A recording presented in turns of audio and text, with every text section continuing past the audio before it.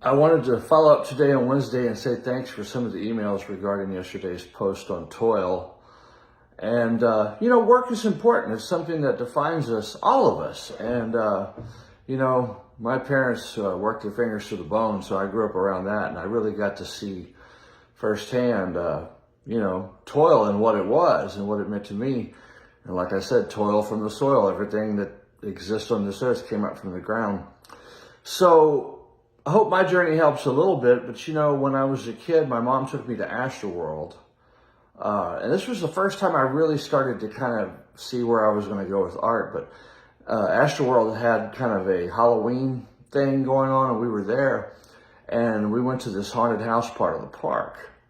And they were playing the Toccata and Fugue by Bach in D minor. Extremely powerful piece of music. In fact, my favorite piece of music, and truly the first heavy metal song ever written, was written by Bach. And I heard it and I couldn't leave.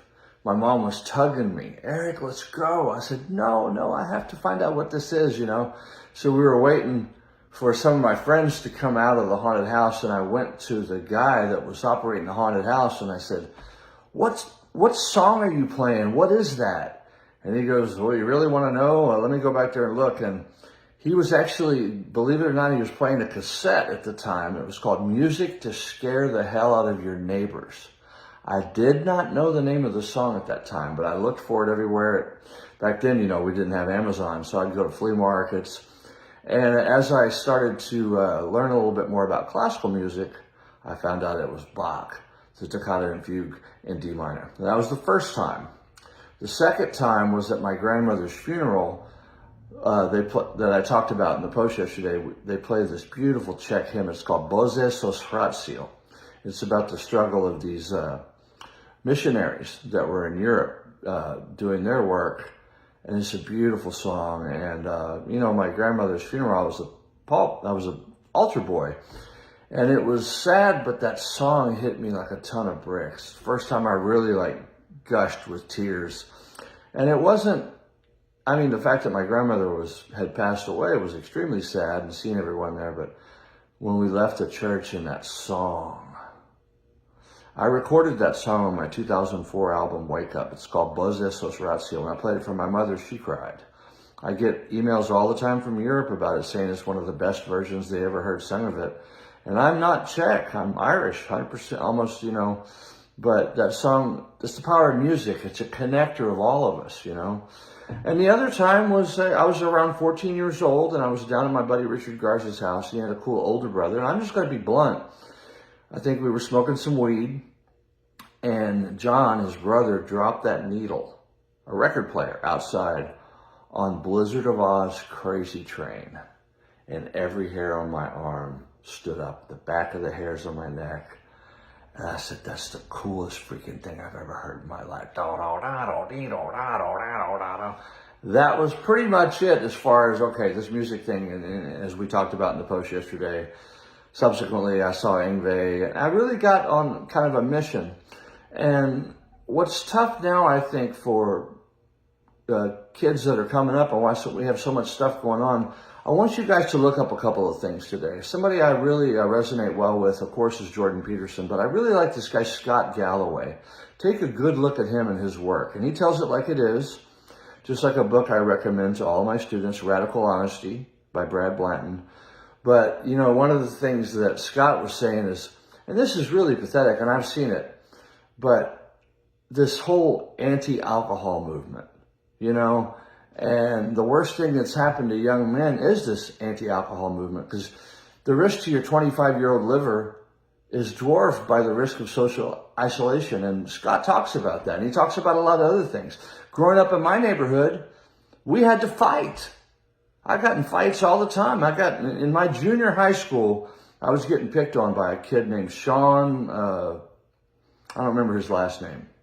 But anyway, Danny Gonzalez and another friend of mine, some tough guys that knew a little bit about boxing, told me if I didn't stand up to Sean Phillips, was the kid's name, that day when he was messing with me in homeroom, that they were going to kick my ass after school. So I was forced to punch Sean in the face when he started blowing spit wads at me, and I did right there in the classroom. And we used to fight in my neighborhood over territory when you cross certain parks and stuff. And you know what? That's great. I think now in schools, everybody's so frustrated and bottled up that they're doing these things. That really, in my high school, if you probably would have come to school with a gun, you probably would have got your butt kicked by some of the students. Now everybody's afraid of everybody. The cops are afraid of the students. It's ridiculous. I didn't grow up with that. So that's kind of something I wanted to kind of start off with today. And also, I wanted to talk a lot about this thing where Scott also talks about, I think like almost half of men of the ages of 18 to 24 have never asked a woman out in person. What? When I was 14 years old and I was in junior high, I remember I asked Melissa Garcia if I could walk her to her locker and carry her books. And I was shivering. I was scared shitless because, rejection. You have to go through that. These kids today, they haven't ever experienced rejection. It took balls. I had a chance, and she let me walk her to her locker. And I'll have you know, at the school dance in junior high school, I danced with her to Little Red Corvette by Prince. Innocent, maybe? Not really. Because it's that trajectory that kids don't have anymore. It's pathetic. And I'm tired of it, okay? So I think it's something we really need to think about. Even here where I live, there's a bar that opened up that's a non-alcoholic bar. What's the point? Go to the library. Go to Starbucks. I grew up playing in backyards of my friends' parents' houses and with keggers. The same way Van Halen came up. We got a keg. We weren't old enough to drink. Our parents were there. We made rock and roll. We got in fights. We, did stupid stuff. And we learned how to, make a series of bad decisions in our life that toughened us up. People are cream puffs now. My friend Matsuda always tells me about it. She likes when I call people cream puffs. Bunch of cream puffs. Look up the word eunuch. That's what men have become now, eunuchs. And I'm sick of it. I leave my house every day and I go out in the field. I like being online and reaching out to my friends and followers and stuff, but you got to get out of your house. A few years ago, I was invited by a friend of mine who's running a dating company in Los Angeles. And he asked me if I would speak to these kids that paid him all this money to come to this seminar that he was doing on online dating. And I went in there and I saw them all with their computers taking notes. And I didn't know what to say because I don't speak at these kind of events. So I decided to wing it. And I looked around and my first thought was, leave your house. Leave your house. Get off them damn computers. No wonder you can't talk to a woman.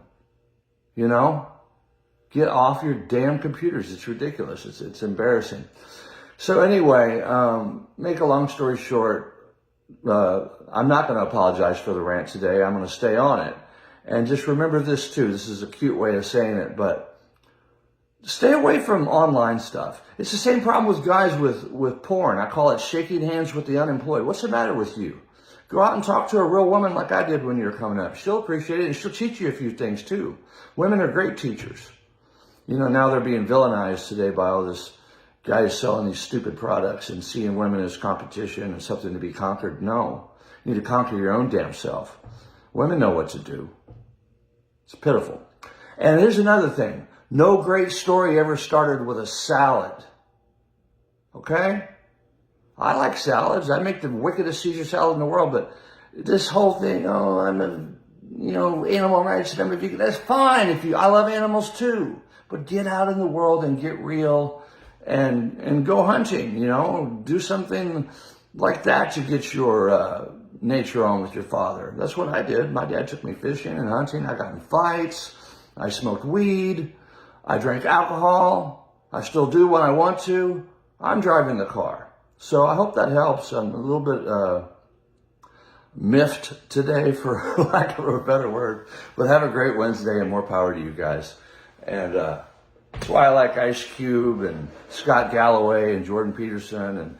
And you ought to read the book Radical Honesty by Brad Blanton. Great book. Read it when I was 23, changed my life. Have a great Wednesday.